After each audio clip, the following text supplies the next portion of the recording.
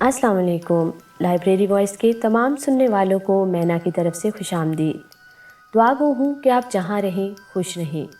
मैं आप लोगों के लिए एक एक्शन और सस्पेंस से भरपूर नावल लेकर आई हूँ जिसका नाम है पुरस्रार शिकारी। कहानी की तरफ बढ़ने से पहले गुजारिश है कि अगर कहानी पसंद आए तो उसे लाइक और चैनल को सब्सक्राइब करना ना भूलिएगा। तो चलिए बढ़ते हैं इस नावल की नेक्स्ट एपिसोड की तरफ। मैं बेदार हुआ तो मैंने अपने आप को एक बेहद आरामदाह और नरमोगुदाज बिस्तर पर पाया। मैं जिस पलंग पर लेटा था वो बेहद शानदार था। ये कमरा किसी शाही महल की ख्वाबगाह की तरह था। फर्श पर बेशकीमत कालीन बिछा था। एक लकड़ी की मुनक्कश अलमारी थी। एक सिंगार मेज थी। बेड का सोफा सेट भी था जिसमें कुशन थे। एक ट्रॉली थी जिसमें रंगीन टेलीविज़न, वीसीआर और वीडियो कैसेट भी थे। मैंने इस कमरे को बड़ी हैरत से देखा। मुझे अपनी नज़रों पर यकीन न आया। मेरे जहन में वो वाक़यात ताज़ा होने लगे जो मेरे साथ पेश आए थे और मुझे याद आ गया था कि मैं किस तरह बेहोश हुआ था। फिर मैंने सोचा कि मैं कहीं कोई सुहाना ख्वाब तो नहीं देख रहा। मैंने अपने सर पर हाथ फेरा तो कनपटी के करीब एक गोमर निकल आया था। उसमें दर्द सा था। मैं उठकर बैठ गया। पहले जब मैं किसी चीज़ की ज़रब से बेहोश हुआ था और होश में आया था, अस्पताल के एक कमरे में अपने आप को पाया था। दोबारा पत्थर लगने से बेहोश होने के बाद होश आया तो एक बेहद खूबसूरत कमरे में था। जाहिर था ये कमरा किसी आलीशान घर का ही हो सकता था। इसका ये मतलब था कि मैं दुश्मन की कैद में नहीं, किसी इंसान दोस्त या किसी शनासा के यहाँ हूँ। मैं अगर यहाँ पहुँचा था तो 2-1 दिन बेहोश रहा था, इसलिए कि जजीरे में किसी ऐसे घर का तस्वुर भी नहीं किया जा सकता है। थोड़ी देर बाद मैं बिस्तर से उतरकर दरवाजे की तरफ बढ़ा। दरवाजे के पास पहुंचकर हैंडल का लट्टू घुमाया और दरवाज़ा खोला तो खुल गया। दूसरे ही लम्हे में उछल पड़ा। दरवाजे पर एक देव हैकल शिकारी कुत्ता बैठा था जो दरवाज़ा खुलने की आहट पर चौंक कर खड़ा हो गया। उसकी लंबी चमकदार जबान बाहर निकली हुई थी। वो मुझे देखकर गुर्राया तो मैंने झट से दरवाज़ा बंद कर दिया। उसकी लाल आंखें बड़ी खौफनाक थी। मेरे कमरे के बाहर खौफनाक कुत्ता पहरा दे रहा था। उससे ये अंदाज़ा हो रहा था कि मैं दुश्मन की कैद में हूँ, मगर मुझे इसका यकीन नहीं आ रहा था कि मैं दुश्मन का असीर हूँ, इसलिए कि मुझे दुश्मन से ऐसे सलूक की तवक्का नहीं थी। मैंने अपने दुश्मन को बहुत परेशान किया था। मेरी वजह से इसके 2 बेहतरीन साथी बंदू और जाफर इस दुनिया से नीस्तो नाबूद हो गए थे। मैंने कैदियों को उसके जेल खाने से रिहाई दिलाई थी। उसके एक तजुर्बे का ख्वाब पूरा होने नहीं दिया था और फिर उसके 3 आदमियों को शदीद तौर पर जख्मी कर दिया था। मैं दुश्मन का मेहमान नहीं बन सकता था। मेरे दिमाग में एक कशमकश सी जारी थी कि कमरे का दरवाज़ा खुला। एक बहुत ही हसीन पुरकशिश औरत का सरापा उभरा। वो दूधिया रंगत की सफ़ेद साड़ी में मलबूस थी। उसकी रंगत साफ व शफाफ जैतूनी सी थी। उसने एक खूबसूरत ट्रे अपने खूबसूरत और सडोल हाथों में उठा रखी थी। दरवाज़ा खुलने पर मैंने बाहर देखा तो वो कुत्ता वहाँ मौजूद था। उसने कमरे में दाखिल होकर एक हाथ से दरवाज़ा बंद किया, फिर मेरी तरफ मुस्कुराती हुई बढ़ी। उसकी मुस्कुराहट भी उसकी तरह पुरकशिश थी। वो तबस्सुम की पत्तियां मुझ पर निछावर करती हुई बोली, खुशामदीद मिस्टर सालार। उसने तपाई पर चाय की ट्रे रख दी। इसमें बिस्किट भी थे जो एक तश्तरी में रखे थे। ये तपाई पलंग और सोफे के दरमियान थी। वो सीधी हुई तो उसका सरापा मेरी आंखों में जज्ब होने लगा। मैंने उसकी तरफ जवाबी मुस्कुराहट से देखते हुए पूछा, क्या मैं अपनी इस मेज़बान का नाम पूछ सकता हूँ? मैं आपकी मेज़बान नहीं बल्कि खिदमतगार हूँ, उसने शुगुफ्ता लहजे में जवाब दिया। आपकी मेज़बान का नाम डॉक्टर अवैस है। डॉक्टर अवैस? मेरी आंखों के सामने एक गूंदा सा लपका। मेरी नज़रों में सुभाष दत्ता की बेगौरो कफन लाश घूमने लगी। सुभाष दत्ता ने मरने से कबल डॉक्टर अवैस का नाम बताया था। डॉक्टर अवैस जो कातिल था, दरिंदा सिख था, आदमखोर था, इंसानों का शिकारी था। इंसानियत की पेशानी पर एक बदनुमा दाग था। वो भेड़िया था। मैं आपका नाम पूछ सकता हूँ? मैंने उसकी तरफ देखा। मेरा नाम? वो चौंकी और फिर संभल कर बोली, मेरा नाम बाली है। मुझे घर में इसी नाम से पुकारा जाता था। उसकी हसीन आंखों में उदासी सी तैर गई। नाम भी आपकी तरह सुंदर है। मैं मुस्कुराया। क्या मैं आपके बॉस और अपने मेज़बान डॉक्टर अवैस से मिल सकता हूँ? इस वक्त शाम के 7 बज रहे हैं। उसने अपनी घनेरी पलकें उठाकर दीवार गिर घड़ी की तरफ देखा। आप चाय पीकर तैयार हो जाइए, ठीक 8 बजे आपको लेने आऊंगी। डॉक्टर अवैस खाने की मेज़ पर आपके मुंतजिर होंगे। फिर वो इजाज़त लेकर शाइस्ता अंदाज से मुआज़रत करके निकल गई। ٹھیک 8 بجے میرے کمرے کا دروازہ کھلا۔ بالی مسکراتی ہوئی کمرے میں داخل ہوئی۔ وہ مجھے کھانے کی میز پر لے جانے آئی تھی۔ میں اس کے ساتھ کمرے سے باہر آیا تو وہ دیو قامت خوفناک کتا ایک طرف کھڑا تھا۔ وہ مجھے دیکھ کر کرانے لگا تو بالی نے اسے ڈانٹ ڈپٹ کر چپ کرا دیا۔ میں سنسان راہداری سے ہوتا ہوا اس کے ساتھ ایک کمرے کے دروازے پر پہنچا۔ راہداری میں 10-12 دائیں بائیں کمرے تھے جیسے ہوٹلوں میں ہوتے ہیں۔ بالی نے دروازے پر مخصوص انداز سے دستک دی، پھر اس نے ہینڈل لاک پکڑ کے گھمایا اور دروازہ کھل گیا۔ دروازہ اتنا کھلا کہ ایک آدمی اندر داخل ہو سکتا تھا۔ اس نے ایک طرف ہٹ کر مجھے اندر جانے کا اشارہ کیا۔ میں کمرے میں داخل ہوا تو یہ ایک بہت شاندار، آراستہ و پیراستہ، عظیم الشان ڈرائنگ اور ڈائننگ ہال تھا۔ ایک صوفے کے پاس ڈاکٹر اویس میرے استقبال کے لیے کھڑا تھا۔ میری نظروں کے سامنے ایک ایسا درندہ صفت شخص کھڑا تھا، میری طرف ترزیدہ نگاہوں سے دیکھ رہا تھا، جس نے اپنی درندگی اور بربریت سے پورے بنگلہ دیش میں خوف و ہراس پھیلا رکھا تھا، اور اس کی دلوں پر ایسی دہشت چھائی ہوئی تھی کہ لوگوں نے لانچوں اور چھوٹے اسٹیمروں میں رات کو سفر کرنا بند کر دیا تھا۔ میرے ذہن میں اس خبیث کا جو خاکہ تھا وہ کچھ اس طرح کا تھا کہ وہ دیکھنے میں کسی جلاد یا پیشہ ور قاتل کی طرح دکھائی دیتا ہوگا، یا پھر کسی درندے سے ملتا جلتا ہوگا۔ اس کی آنکھوں میں درندگی اور چہرے پر صفاقی ہوگی، وہ کسی صورت سے انسان لگتا ہی نہ ہوگا۔ مگر یہ ڈاکٹر اویس تو اس کے برعکس تھا۔ وہ سفید براق قمیض، کالی ٹائی اور کالے رنگ کے عمدہ اور نفیس سوٹ میں ایک مہذب ترین آدمی لگ رہا تھا۔ یہ تضاد میرے لیے حیرت انگیز، تعجب خیز اور ناقابل یقین تھا۔ کوئی شخص اسے دیکھ کر یہ نہیں کہہ سکتا تھا کہ اس کے اندر ایک درندہ صفت آدمی چھپا ہوا ہے۔ اس کے ہونٹوں اور چہرے پر جو مسکراہٹ بکھری ہوئی تھی وہ بڑی دوستانہ تھی۔ وہ میری طرف والہانہ انداز سے بڑھا، جیسے میں اس کا برسوں سے بچھڑا ہوا دوست ہوں۔ اس نے میرے پاس پہنچ کر بڑی گرم جوشی سے مصافحہ کرتے ہوئے بڑے شائستہ انداز سے کہا، ہیلو مسٹر سالار، میں آپ کو خوش آمدید کہتا ہوں۔ حیرت ہے، میں نے بھی بڑی گرم جوشی سے ہاتھ ملاتے ہوئے اس کی چمکتی ہوئی آنکھوں میں جھانکا۔ آپ اپنے دشمن کو خوش آمدید کہہ رہے ہیں؟ میں اپنے دشمن کو نہیں بلکہ دنیا کے ایک بڑے اور عالمی شہرت یافتہ شکاری کو خوش آمدید کہہ رہا ہوں، جس سے آج مجھے ملاقات کا شرف حاصل ہو رہا ہے۔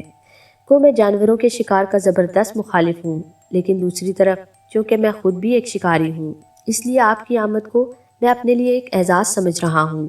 ایک شکاری کی قدر ایک شکاری ہی کر سکتا ہے۔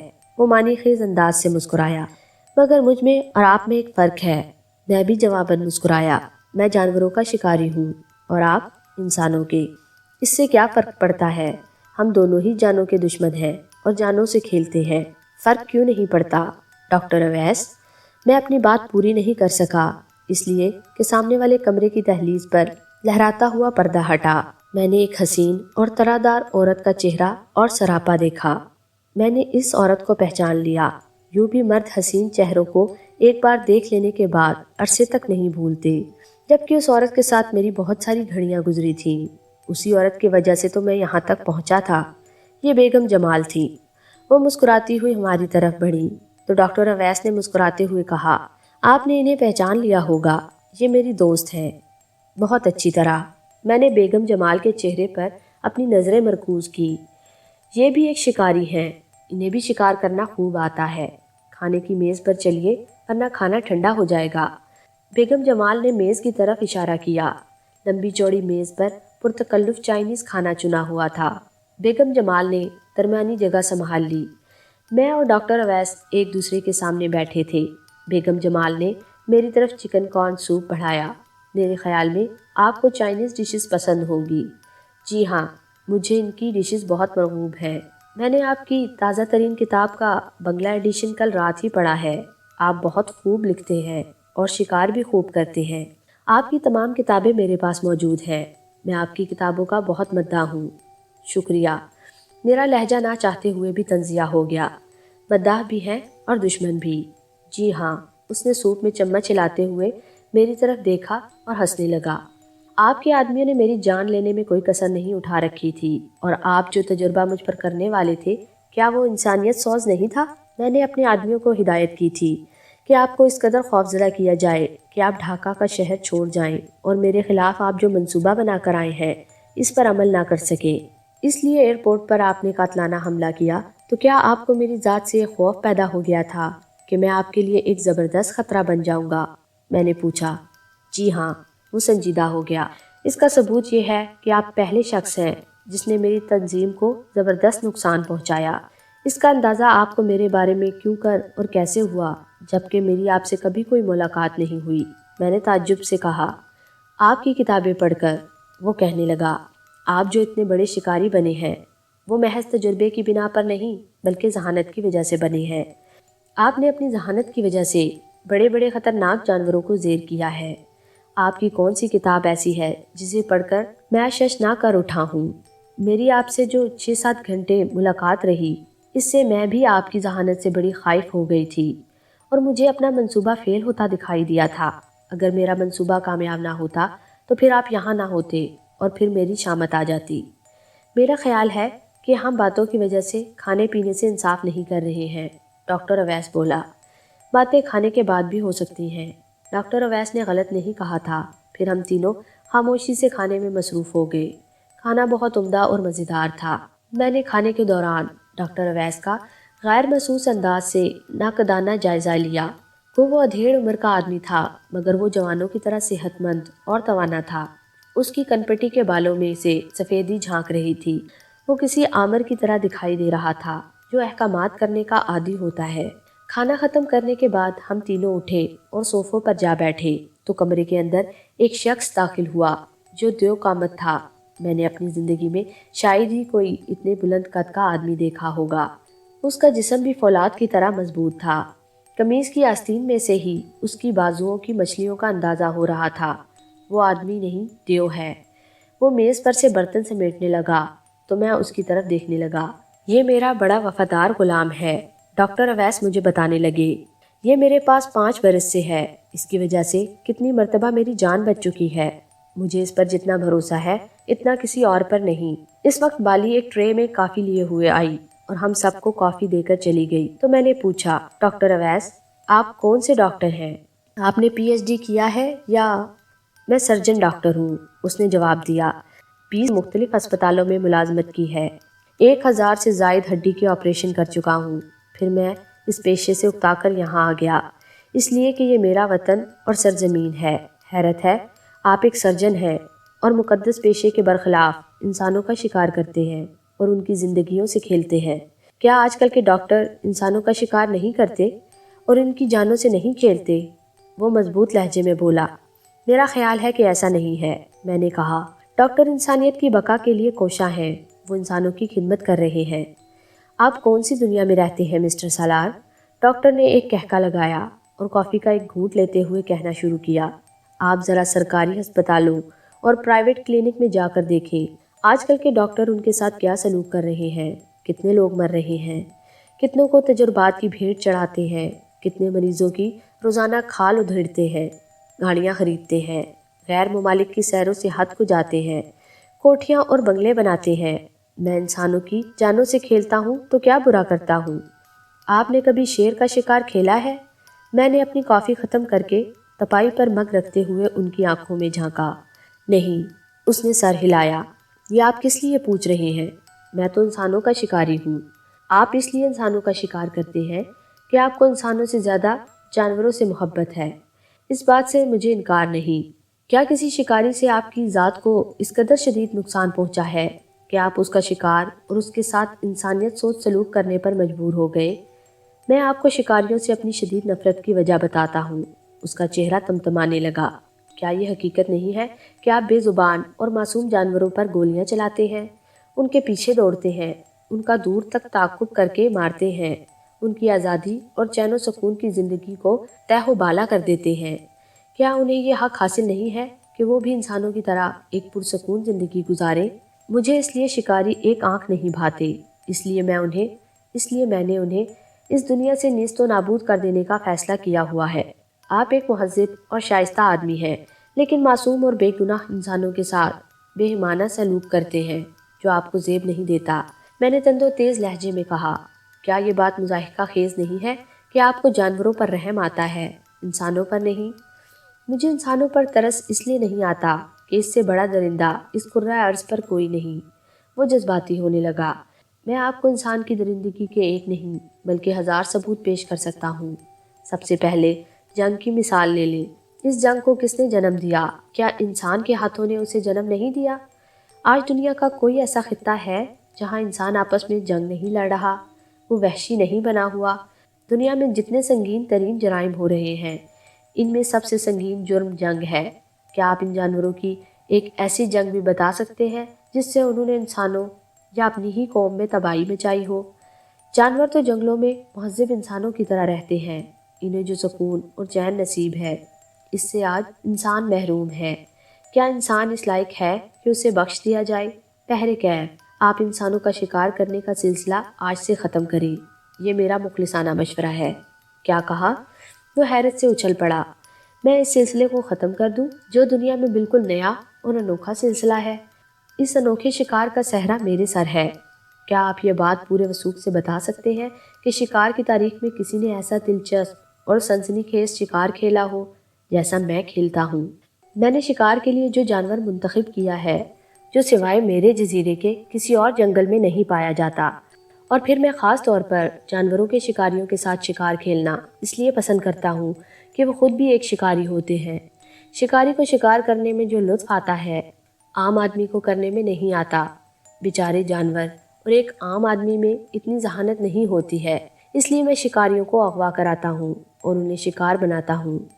عام اور غیر شکاری آدمیوں سے میں بہت کم شکار کھیلتا ہوں۔ اس کے لیے رامو ہوتا ہے۔ یہ شکار نہیں، قتل ہے ڈاکٹر۔ مجھے غصہ آ گیا۔ یہ انسانوں کا بےایمانہ قتل ہے۔ آپ اس بربریت اور درندگی کو شکار کا نام نہ دیں۔ جب انسان کسی جنگ میں دوسرے انسان پر فتح پا لیتا ہے، بڑی قومیں چھوٹی قوموں کو تباہ کر دیتی ہیں، تو آپ اسے قتل نہیں کہتے ہیں، اس قتل و غارت کو فتح گیری کا نام دے دیتے ہیں۔ آپ کا یہ فلسفہ مجھے قائل نہیں کر سکتا ہے۔ قتل قتل ہے۔ آپ کی سرشت میں درندگی داخل ہو چکی ہے۔ میں کہے بغیر نہ رہ سکا۔ کیا خیال ہے کافی کا ایک اور دور ہو جائے؟ ڈاکٹر اویس نے میری بات کا ذرا بھی برا نہیں منایا۔ میں نے میرے جواب کا انتظار کیے بغیر بیگم جمال کی طرف دیکھا۔ نغمہ ڈارلنگ، تم اپنے خوبصورت ہاتھوں سے کافی بنا لاؤ، لطف آ جائے گا، پلیز۔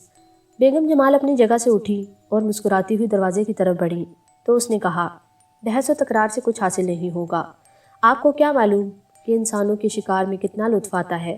میری سمجھ میں یہ بات نہیں آئی کہ انسانوں کو شکار کرنے میں کیا لطف آتا ہے۔ ایک بدترین وحشیانہ فعل کو آپ لطف کا نام دے رہے ہیں۔ اس شکار میں لطف اس لیے آتا ہے کہ انسان سے زیادہ ذہین اور خطرناک دنیا میں کوئی جنس نہیں۔ آپ ایک شکاری ہونے کے ناطے یہ بات اچھی طرح جانتے ہیں کہ شکار کا اصل لطف خطرناک شکار کو شکار کرنے میں ہوتا ہے۔ ہم دونوں میں بحث کا سلسلہ جاری تھا کہ بیگم جمال 3 کپ کافی بنا لائیں۔ جب ہم کافی پینے لگے تو بیگم جمال نے کہا، ڈیئر اویس، اس مرتبہ تم نے جس شکار کا انتخاب کیا ہے وہ دنیا کا سب سے خطرناک، ذہین اور ہوشیار شکار ہے۔ اس سے تمہارا مقابلہ بڑا سخت ہوگا۔ ہاں، ڈاکٹر اویس نے اپنا سر ہلایا۔ ایک طرح سے میں نے اپنی موت کو دعوت دی ہے، لیکن مجھے اپنی موت کی پرواہ نہیں۔ میں موت سے نہیں ڈرتا۔ کوئی شکاری موت سے خوفزدہ نہیں رہتا۔ ویسے اس شکار میں جو لطف آئے گا، ایسا لطف میں ساری زندگی حاصل نہیں کر سکوں گا۔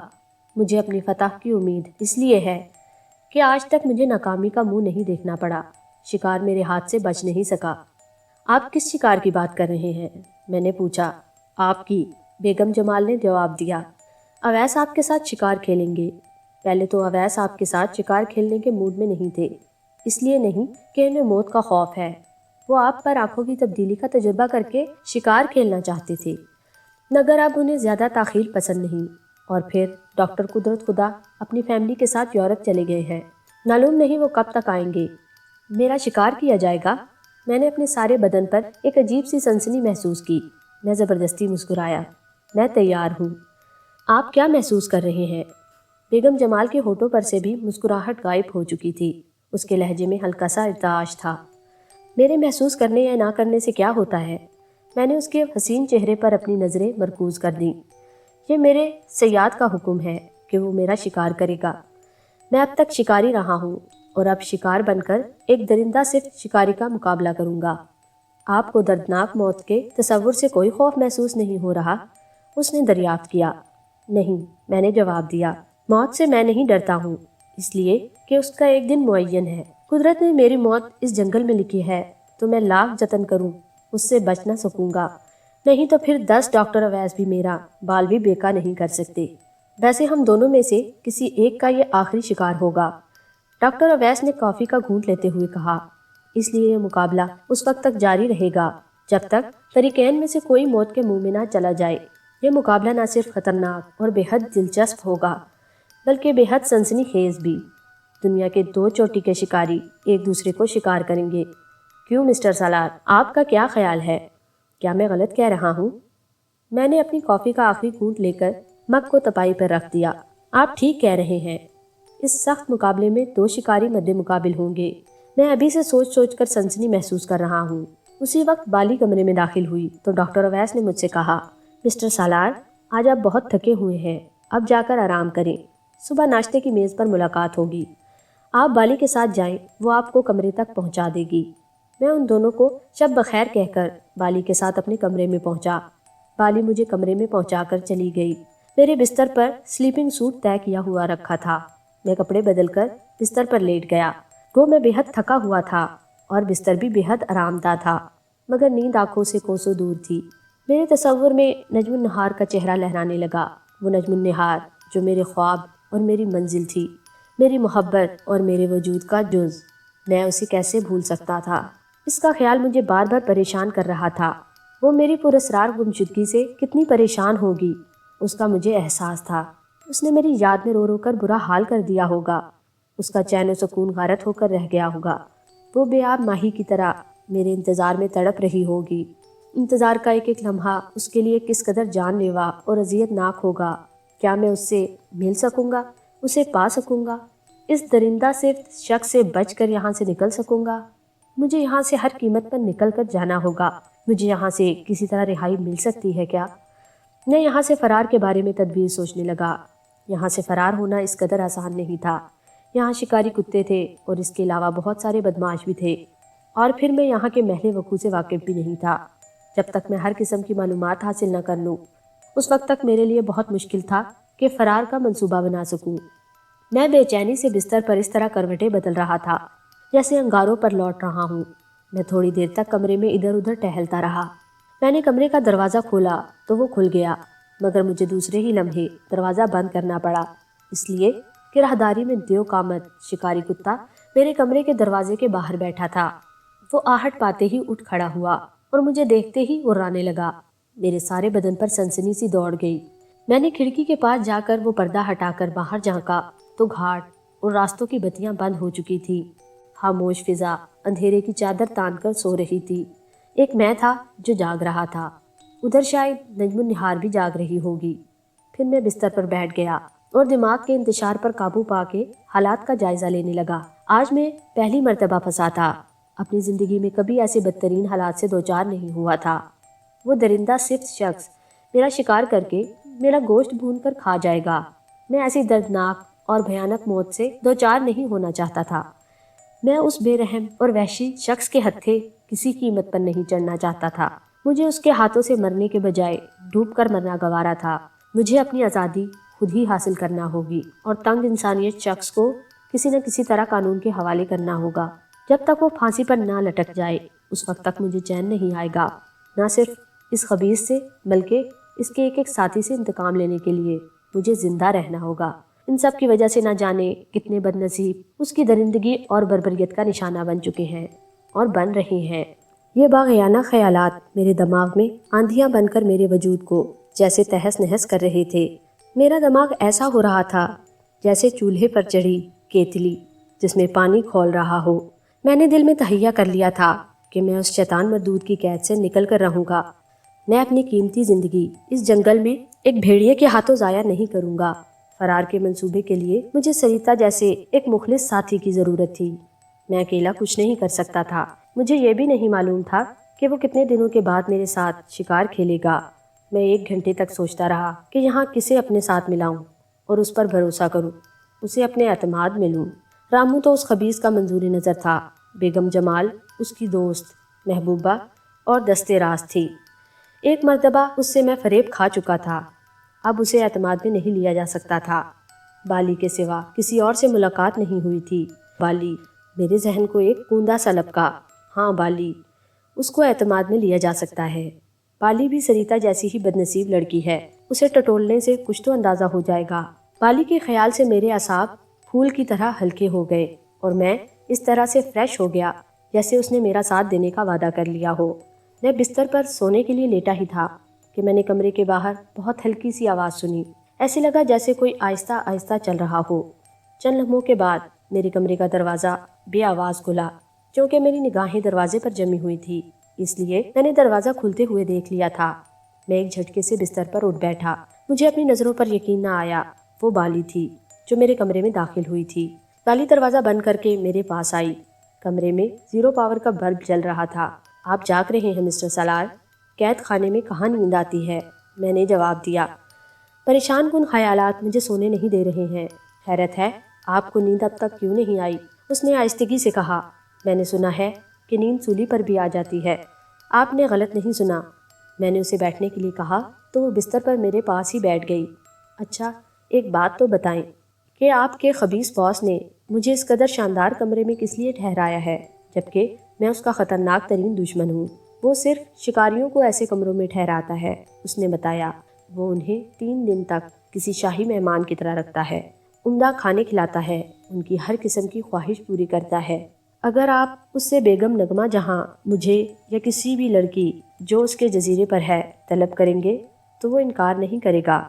وہ شکار کا عید قربان کے جانوروں کی طرح خوب خیال رکھتا ہے تاکہ شکار تندرست و توانا ہو جائے اور شکار کرنے میں لطف آ سکے۔ آپ اتنی رات گئے میرے کمرے میں کس لیے آئی ہیں؟ کیا اس نے آپ کو میرے پاس بھیجا ہے؟ جی نہیں۔ اس کا چہرہ سرخ ہو گیا اور اس نے اپنی نظریں نیچی کر لیں۔ میں خود چوری چھپے آپ کے پاس آئی ہوں۔ اگر آپ کے باس کو یہاں آنے کی خبر ہو گئی تو آپ کا کیا حشر ہوگا؟ آپ اس کی فکر نہ کریں، میرے پاس 100 بہانے ہیں، اسے بیگم جمال سے ہی فرصت نہیں۔ اس نے بے پرواہی سے جواب دیا۔ اچھا، تو آپ اس وقت میرے پاس کس لیے آئی ہیں؟ میں آپ کی کیا خدمت کر سکتا ہوں؟ میں نے اس کی آنکھوں میں جھانکا۔ میں اس لیے آئی ہوں کہ آپ کو مشورہ دے سکوں کہ آپ اس کے ساتھ شکار کا کھیل نہ کھیلیں بلکہ کسی نہ کسی طرح فرار ہو جائیں۔ آپ کے اس مشورے کا بہت بہت شکریہ، میں ممنونیت سے بولا۔ میں بھی اس وقت یہی سوچ رہا تھا۔ خدا کرے کہ آپ یہاں سے بچ کر نکل جانے میں کامیاب ہو جائیں اور یہ شیطان کیفر کردار کو پہنچے۔ کیا یہاں سے آج تک کوئی بچ نکلنے میں کامیاب نہیں ہو سکا؟ یہاں سے صرف ایک شخص فرار ہونے میں کامیاب ہو سکا تھا، وہ کہنے لگی۔ اس کے یہاں سے فرار ہونے میں میرا ہاتھ تھا۔ میں نے اس کی قدم قدم پر مدد کی تھی۔ اس نے مجھ سے وعدہ کیا تھا کہ وہ زندہ سلامت یہاں سے بچ نکلا تو سیدھا پولیس کے پاس جائے گا، پولیس کو جزیرے اور یہاں کے حالات کے بارے میں بتائے گا اور بدنصیب لوگوں کو رہائی دلائے گا۔ مگر وہ اس جہنم سے نجات پا کر ہم سب کو بھول گیا۔ میں سوچ بھی نہیں سکتی تھی کہ ایک شخص اس قدر خود غرض بھی ہو سکتا ہے۔ کوئی بات ایسی ہوئی ہوگی جس کی وجہ سے وہ شخص قانون کی مدد حاصل کرنے سے ناکام رہا ہوگا۔ اس کا نام کیا تھا؟ مشتاق چودھری۔ مشتاق چودھری؟ وہ تو وفات پا گئے، میں نے چونک کر کہا۔ وہ اپنے گھر کسی نہ کسی طرح تو پہنچ گئے تھے، لیکن اس حالت میں کہ وہ زخموں سے چور تھے۔ موت نے انہیں اتنی مہلت بھی نہیں دی کہ وہ کچھ بتا سکیں۔ ان کی موت میری نظروں کے سامنے ہوئی تھی۔ وہ صرف اتنا بتا سکے تھے کہ ایک انسانوں کا شکاری ہے، وہ انسانوں کو بھون کر کھا جاتا ہے۔ مرحوم میرے دوستوں میں سے تھے۔ اوہ، مشتاق چودھری چل بسے؟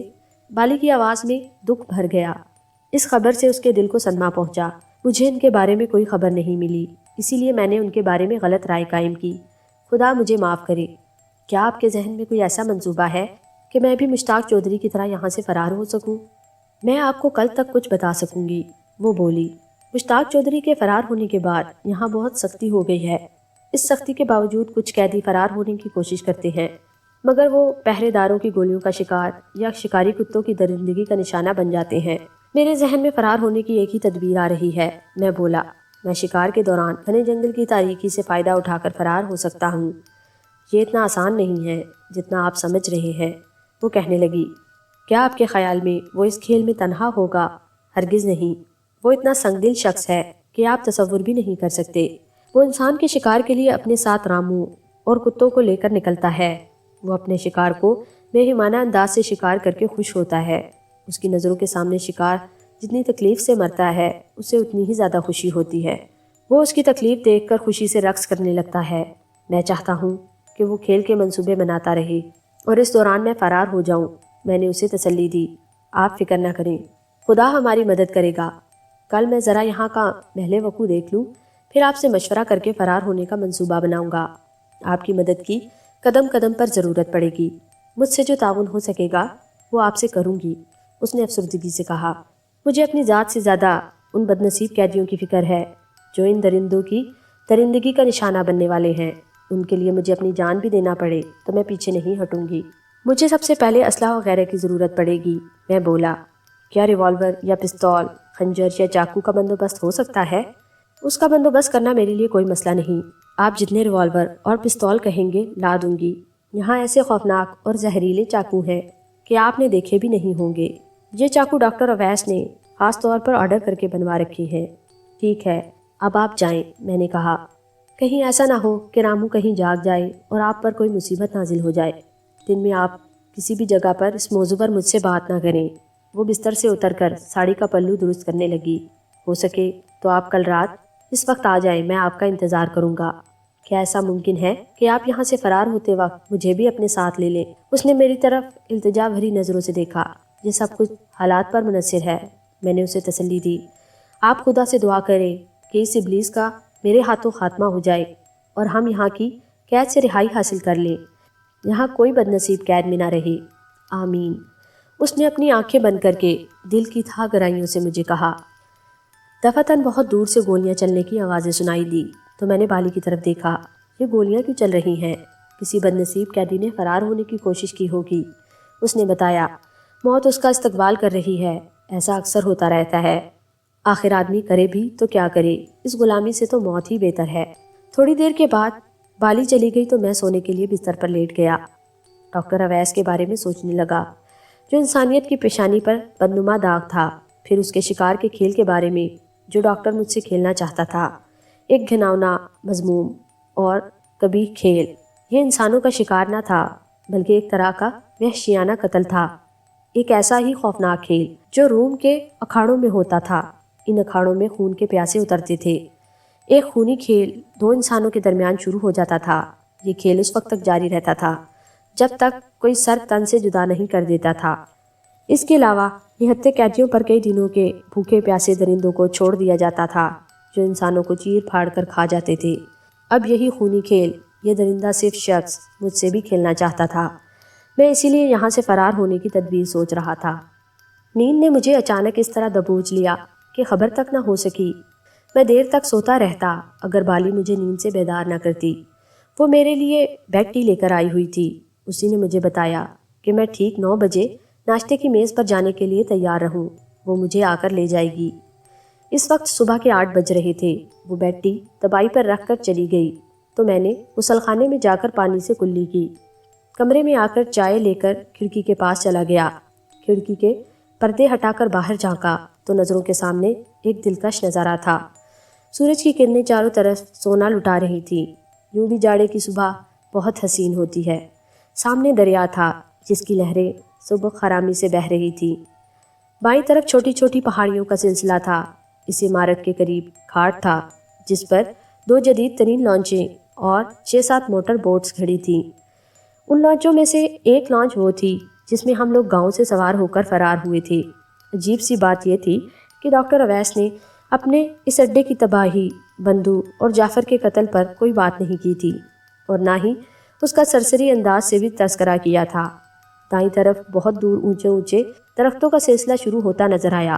یہ جنگل تھا، یہیں سے شروع ہوتا تھا اور میں نے یہیں آس پاس کہیں پناہ لی تھی۔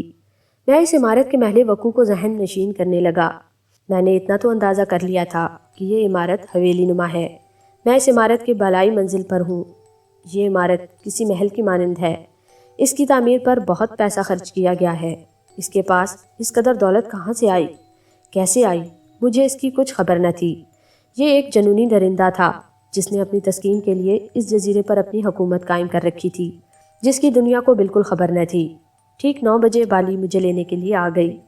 کمرے کے باہر شکاری دیو قامت کتا موجود تھا۔ میں نے اپنا ہاتھ اس کی طرف بڑھایا تو اس نے اپنا منہ میری طرف بڑھایا۔ میں نے پیار سے اس کے سر پر ہاتھ پھیرا تو اس نے بھی اپنی ناک میری دائیں ہاتھ پر لگائی۔ یہ ہم دونوں کی دوستی کا آغاز تھا۔ پھر میں نے اس کی گردن پر ہاتھ پھیرا तो वो अपनी दुम हिलाने लगा। हम दोनों में जैसे दोस्ती हो गई थी। बाली ने मेरी तरफ बड़ी हैरत से देखा। आपने तो इसे बहुत जल्दी अपना दोस्त बना लिया है। इसका नाम मोती है। जानवर मोहब्बत के भूखे होते हैं, मैंने जवाब दिया। ये आला नस्ल का कुत्ता है। आला नस्ल के कुत्ते जितने ख़तरनाक होते हैं उतने ही वफादार और इंसान दोस्त भी होते हैं। वैसे यहाँ कुल कितने कुत्ते मौजूद हैं? 3, उसने जवाब दिया। एक कुत्ता तो रामू का है, जिसे रामू हर वक्त एक बहुत बड़े पिंजरे में कैद रखता है। वो गहरे स्याह रंग का है, बहुत ही ज़्यादा खूंखार और ख़तरनाक। वो उसे शिकार के वक्त साथ लेकर निकलता है। वो उसे टाइगर कहता है और वो है भी टाइगर की तरह। तीसरा कुत्ता टॉमी है, वो भी मोती जैसा ही है और सदर दरवाजे पर पहरा देता है। मैंने 6-7 कदम चलने के बाद रुककर मोती की तरफ देखा। मोती मेरे कमरे के दरवाजे के पास खड़ा हमारी तरफ देख रहा था। मैंने उसे इशारे से बुलाते हुए पुकारा, मोती इधर आओ। मोती। दूसरे लम्हे मोती लपक कर मेरे पास आया तो मैंने उसे ये कहा, शाबाश, बैठ जाओ। मोती ने मेरे हुक्म की तामील की तो बाली शशदर रह गई। नाकाबिले यकीन, मेरी इससे दोस्ती होने में 10 दिन लगे हैं। इसकी वजह यह है कि आप जानवरों से दोस्ती करने के फन से नावाकिफ़ हैं। मैंने उससे कहा, आप अगर टॉमी से भी दोस्ती कर लें। वो सरगोशी में बोली और उसने अपना जुमला अधूरा छोड़ दिया। मैं उसकी बात की तह तक पहुंच गया। मैं कोशिश करूंगा, बशर्त ये कि मौका मिले। मैं बाली के साथ कमरे में दाखिल हुआ तो बेगम जमाल और डॉक्टर अवैस नाश्ते की मेज़ पर मेरे मुंतज़िर थे। डॉक्टर अवैस अपनी कुर्सी छोड़कर मेरे इस्तकबाल के लिए खड़े हो गए। उसने बड़ी गर्मजोशी से मुज़ाफ़ा करते हुए पूछा, मिस्टर सालार, रात आपको नींद आई? जी हाँ, मैंने जवाब दिया। मैं बड़ी गहरी नींद सोता रहा। मिस बाली मुझे बेदार न करती तो मालूम नहीं कितनी देर तक सोता रहता। आप वाकई बड़े बहादुर और मजबूत असाब के मालिक हैं। उसने मुझे तारीफ़ी नज़रों से देखा। आपकी आंखों और चेहरे पर बशाशत देखकर अंदाज़ा हो रहा है कि आप सारी रात मज़े से सोते रहे हैं। गहरी नींद सोना दिलेर लोगों का ही काम है। गहरी नींद सोने में दिलेरी का क्या दखल? मैंने ताज्जुब से पूछा। मेरे यहाँ जो भी शिकारी मेहमान रहे हैं वो शिकार के खेल की दहशत से और मौत के खौफ से एक लम्हे के लिए भी नहीं सो सके, मगर आप उनके बरक्स निकले। क्या आपके दिल के किसी कोने में ज़रा सा भी खौफ दामनगीर नहीं है? मैंने कुर्सी खींच कर बैठते हुए उसे जवाब दिया, मैं मौत से नहीं डरता, बल्कि मौत मुझसे डरती है। एक शिकारी जब शिकार पर जाता है तो एक तरह से वो मौत की आंखों में आंखें डालकर शिकार खेलता है। क्यों? आप ठीक कहते हैं। उसने मेरी बात का जवाब देते हुए बाली की तरफ देखा। बाली आओ, आज तुम भी हमारे साथ नाश्ता करो। शुक्रिया सर। वो मेरे बराबर वाली कुर्सी पर बैठ गई। मैंने बेगम जमाल के हसीन चेहरे पर नागवारी की एक लकीर सी देखी। वो बाली की इस पजीराई पर दिल में जल सी गई थी। वो इस वक्त भूरे रंग की साड़ी और उसी रंग के बगैर आस्तीन के ब्लाउज में मलबूस थी। उसके बाल खुले और पुश्त पर लहरा रहे थे। वो इस लिबास और आलम में बड़े गज़ब की दिखाई दे रही थी। वो बाली से ज़्यादा हसीन और पुरकशिश ना थी, इसलिए जल रही थी। उसे शायद खदशा था कि कहीं बाली उसकी जगह न ले ले। डॉक्टर अवैस सुरमई रंग के उम्दा तराश के सूट में मलबूस बड़ा वजीह और स्मार्ट लग रहा था। उसकी उम्दा जामा जेबी ने उसकी उम्र को छुपा लिया था। उसने नाश्ता शुरू करने के लिए कहा। नाश्ता पुरतकल्लुफ़ था और उसकी मिकदार 8-10 आदमियों के लिए काफ़ी थी। नाश्ते में हलवा पूरी, आलू की भुजिया, पराठे, फ्राई कीमा, हाफ फ्राई अंडे, चिकन सूप और स्लाइस भी थे। स्वीट डिश में रस मलाई, गुलाब जामुन और रसगुल्ले थे। मैंने नाश्ते के दौरान उससे दरियाफ्त किया, आपने इस जजीरे पर जो ये महल बनाया और अपनी हुकूमत कायम की, इसके अलावा लॉन्चों और मोटर बोट्स और बहुत सारी चीज़ों पर जो टाका पानी की तरह बहाया है, क्या ये फजूल खर्ची और पागलपन नहीं है? आपके ख्याल में मैंने यहाँ कितनी रकम ज़ाया की होगी? वो मेरी बात सुनकर मुस्कुरा दिया था। मैंने आपकी ये जगह घूम फिर के कहाँ देखी है जो बता सकूं, बस एक अंदाजे से ये बात की है। नाश्ते के बाद मैं आपको अपनी मुमलिकत की सैर कराऊंगा, वो बोला। मैंने अपनी इस मुमलिकत पर अब तक कोई 10 करोड़ टाका खर्च किए हैं। माहाना अखराजात 5 से 7 लाख टाका है। 10 करोड़ टाका? मेरा मुंह हैरत से खुला रह गया। ये इतनी बड़ी रकम कहाँ से आई? क्या आपके वालिद करोड़पति थे? जी नहीं, मेरे माँ बाप तो बहुत गरीब थे, वो बताने लगा। 3 बरस पहले मैं कराची में था। मैंने हेरोइन के 2-3 ट्रिप किए, 20-25 करोड़ टाका कमाए, फिर बांग्लादेश आ गया। 5-7 टाका के अखराजात कहाँ से पूरे होते हैं? मंशियात फरोशी से। आजकल सबसे मुनाफा बख्श कारोबार भी यही है। इस कारोबार में मैं माहाना 15 से 20 लाख टाका कमाता हूँ और उसकी बदौलत यहाँ एक पुरलुत्फ और ख्वाबनाक जिंदगी बसर कर रहा हूँ। उसने बेगम जमाल की तरफ मानीखेज नज़रों से देखा तो वो सुर्ख हो गई।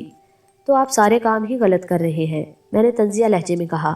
कोई नेक काम भी कर रहे हैं आप क्या? नेक काम में कोई फ़ायदा नहीं होता, बल्कि उल्टी बदनामी मिलती है। वैसे तो एक नेक काम तो करता हूँ। वो मुस्कुराया। मैं उन लोगों के साथ नेकी और मोहब्बत से पेश आता हूँ जिनकी माशरे में कोई इज्जत नहीं होती। आप भी ये बात अच्छी तरह से जानते हैं कि इस देश में एक नहीं हज़ारों और लाखों गरीब जानवरों से भी बदतर ज़िंदगी गुजार रहे हैं। जब भी बड़े तूफान और सैलाब आते हैं तो ये गरीब कुत्तों की मौत मर जाते हैं और इनकी बेगौरो कफन लाशें पानी में तैरती और सड़ती रहती हैं। हैरत की बात है, आपको इंसानों से मोहब्बत है और उनके साथ नेकी भी करते हैं। मैंने चौंक कर उसकी शक्ल देखी। उसके चेहरे पर एक मानीखेज मुस्कुराहट फैल गई। आप मोहब्बत, नेकी और इंसानियत के मफहूम से आशना है क्या? आपके सीने में दिल नाम की कोई चीज़ है? मैं अभी चलकर आपको इसका सबूत पेश करता हूँ कि मैं कैसा दर्दमंद इंसान हूँ। वो संजीदा हो गया। रही दिल की बात, वो मेरे पास है कहाँ? उसे मैंने बेगम जमाल के पास रहन रख दिया है।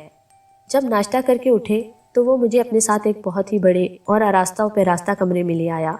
ये कमरा उसका दफ्तर था जो इसी इमारत के एक हिस्से में वाक़या था और इसकी ख्वाबगाह के नज़दीक था। एक बड़ी और ख़ूबसूरत सी मेज़ थी जिस पर 3 टेलीफोन रखे थे जो मुख्तलिफ रंगों के थे। दूसरी तरफ 2-3 फाइलें थीं। एश ट्रे और कलमदान भी मौजूद थे। एक तरफ स्टील की अलमारी और बहुत बड़ी तिजोरी भी रखी थी। मेज़ के गिर्द 6 कुर्सियाँ मुलाकातियों के लिए थीं। एक रिवॉल्विंग चेयर थी जिस पर वो बैठता था। यह है मेरा दफ्तर जहाँ से मैं अपने साथियों को अहकामात जारी करता हूँ और उन्हें कंट्रोल भी करता हूँ। आपके आदमी आपसे इस पते पर राब्ता कायम करते हैं? जी हाँ, उनके पास मेरे टेलीफोन नंबर हैं। मेरे जजीरे में टेलीफोनों का एक जाल फैला हुआ है। मुझे रत्ती रत्ती बातों की खबर मिलती रहती है। 2 आदमी जिनका कमरा दूसरी इमारत में है, वो वहाँ हर वक्त टेलीफोन के पास मौजूद होते हैं। कोई भी अहम बात हो तो मुझे बगैर किसी ताख़ीर के इत्तला मिल जाती है। क्या आपके पास अपने तमाम आदमियों का रिकॉर्ड मौजूद है कि कौन कहाँ है और किस काम पर मामूर है? जी हाँ, नाम और पते माँ तस्वीरों के। उनकी फाइलें इस तिजोरी में बंद हैं। ये आप किस लिए पूछ रहे हैं? इसलिए कि आप पर फतह पाने के बाद आपके गिरोह का कल्ला कमा किया जा सके। ओह, वो हंसने लगा। आपको अपनी कामयाबी की बड़ी उम्मीद है। आखिर ये तवक्का क्यों कर है? इसलिए कि मुझे खुदा की ज़ात पर भरोसा है। खुदा पर? उसने इस्तेज़ाई लहजे में कहा। उस खुदा पर जो इंसानों का सबसे बड़ा और अज़ली दुश्मन है। उसे इंसानों से ज़रा भी हमदर्दी नहीं है। वो दुनिया के लोगों को जिस बेरहमी से मारता है और गारत करता है, उस पर आप भरोसा कर रहे हैं। इंसान खुद अपने अमाल के सबब तबाही और बर्बादी की खाई में जा गिरता है। उनकी तबाही का जिम्मेदार खुदा नहीं होता, वो तो रहीम व करीम है। जिसने भी उसे मुसीबत में पुकारा उसने मदद की। वो इंसान को कभी मायूस नहीं करता।